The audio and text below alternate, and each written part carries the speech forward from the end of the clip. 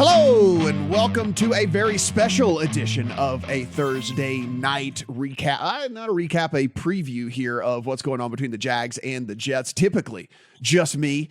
Instead, you get all three of us. You get Steven Anders, you get Adam Candy, and we're going to run you through some quick thoughts here of what we think might happen on Thursday Night Football between the Jags and the Jets. And by the way, guys, can you imagine you went into a coma in the third week of the preseason and you woke up 2 days ago and someone told you that a Week 16 game between the Jags and the Jets had massive playoff implications for everything.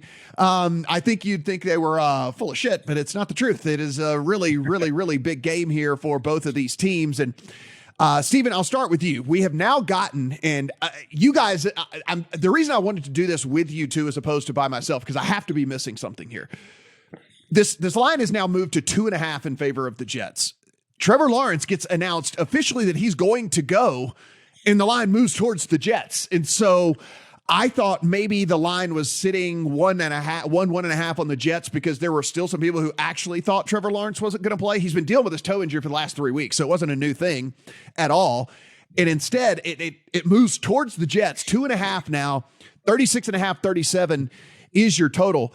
Steve, what am I missing? Like, the weather is not supposed to be a massive concern in this game or anything. Like, I don't know what I'm missing here.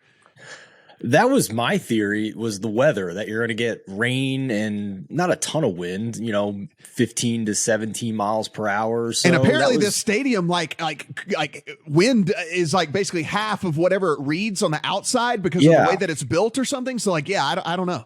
So if it's not the weather, then it's simply just the second week in a row of sharp bettors backing the Jets, regardless of Zach Wilson being the quarterback, which go right ahead. I mean, I know it's not long-term sharp. It's not long-term good strategy to be constantly against the market. But in this case, just me personally, I have no problem betting against Zach Wilson. And I know it's not Zach Wilson versus Trevor Lawrence. It's Trevor Lawrence versus this very solid Jets defense and Zach Wilson against an average at best Jaguars defense. But I mean, I'm not betting on Zach Wilson. I'm just not doing it at this point. I've already bet on the Jaguars money line in this game. We've gone over on the Megapod for weeks now how Trevor Lawrence has taken big strides in his second year with Doug Peterson as the head coach. So yeah, I'm going to go with the peaking offense here against the team that has to basically thread the needle with their quarterback to win any of these games in the low 20s, it seems. Adam, you've been really good pointing out some of the shortcomings I have with trying to figure out why a line is the way that it is. Is there a reason here? Is this strictly because people are just buying so hard into the Jets defense? Is that what we're dealing with here? Like, what would lead you to back one of the guys that is, like, quite literally one of the worst quarterbacks in the NFL? Like, I think people might have even been box score looking and saw last week that Zach Wilson threw for 317 yards while not also looking that he only completed 51% of his passes. And along the way, by the way, was still the 21st graded quarterback of the week by Pro Football Focus because he still threw a bunch of turnover worthy plays and a bunch of bonehead decisions that just didn't go against him. I don't know, man. What am I missing? What am I missing here? Matt, you remember playing Three Flies Up? I do. A little Three Flies Up as a kid. Hit that up in the air, and everybody goes and chases up the fly ball. That's what Zach Wilson threw up to Michael Carter last week. Zach Wilson played a little Three Flies Up with Michael Carter, and somehow Michael Carter came down with the ball. Because these are the sorts of things that we are not looking at when we see that Zach Wilson had a long completion to Garrett Wilson, right? Like, he did some good things, but he did some really bad things that didn't come back to hurt them nearly as badly as you would have expected them to come back to hurt the New York Jets. And there's a lot of that game that you could look at and say, okay, the Jets outplay the Lions, right? True. There are moments in which the Jets badly outplayed the Lions last week. They did not win the football game. You have a situation this week where maybe you look and see that the Jaguars were down 17 points to Dallas, and you say, oh, well, they were fluky. They were lucky to win. What's not fluky is that for the second half of this season, Trevor Lawrence has been the number 2 PFF graded quarterback. And right now, when you have that massive of a quarterback disadvantage, I don't see necessarily why people would be on the Jets. So I had Jaguars teasers from Sunday night on. Those were at 7.5. Obviously, if you want to get them at 8.5, even better for you. Yeah, guys, I had them when they were plus 1.5. Now it's 2.5. So I have the worst of the number. I'll be adding a teaser leg here. You give me 8.5 points. Like, here's the deal. And this is what I don't think anyone can convince me. If you want to convince me that the Jets somehow figure out a way to win this game, I'll at least listen to you. If you try to tell me that the Jets are going to win this game at margin, that's where maybe you're going to lose me, right? Like, if you're going to tell me the Jets are going to win this game by double digits, then I think me and you are probably going to get off on a different conversation here as to what you've been watching with this team all season long. And so for me, yeah, it's Jags and a teaser leg. And again, now I'll be adding that to a couple of different legs. And as we move in quickly from a prop standpoint, guys, just the one thing I did want to point out that I thought was interesting. Michael Carter is listed at 22.5 rushing yards. Zonovan Knight listed at 59.5. And Knight had to miss time last week because of an ankle injury.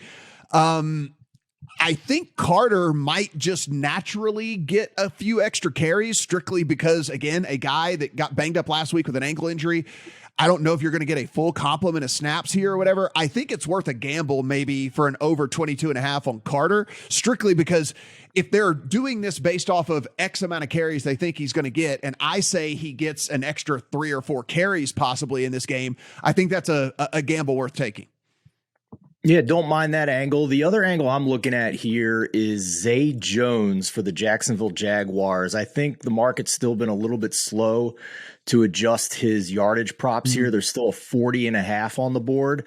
Now, if you see some reports that Sauce Gardner is going to be on Zay Jones all night, then that would obviously change my mind on this. I haven't seen that yet.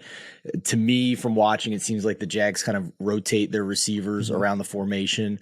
So I'm not sure it's blanket.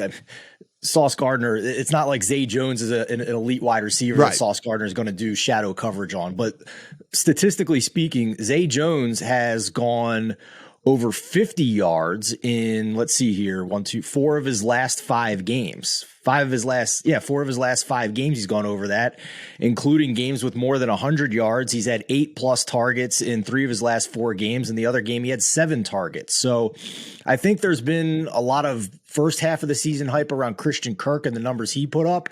But for a decent stretch now, Zay Jones has been heavily targeted by Trevor Lawrence, and I don't see any reason why that would stop tonight, even with some rain. Adam, any closing thoughts here? Any props you might be looking at? Anything that kind of floats your boat here? I think you can factor the weather in, but at the same time, I'm not willing to jump off Trevor Lawrence props just because of the weather and because of the Jets defense. Over 1.5 touchdown passes is plus 150. And I think there are so many different game scripts that get you to that.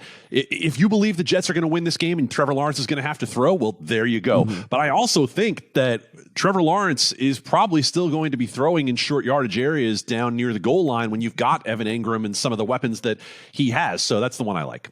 Guys, everything we do, absolutely free. So really do appreciate you hitting that subscribe button down below. Give us a thumbs up and then let us know in the comment section. How are you playing Thursday night football? What do you think about the line? What do you think about the total? What do you think about any props out there? Leave them in the comment section. And good luck on all your bets here on Thursday Night Football.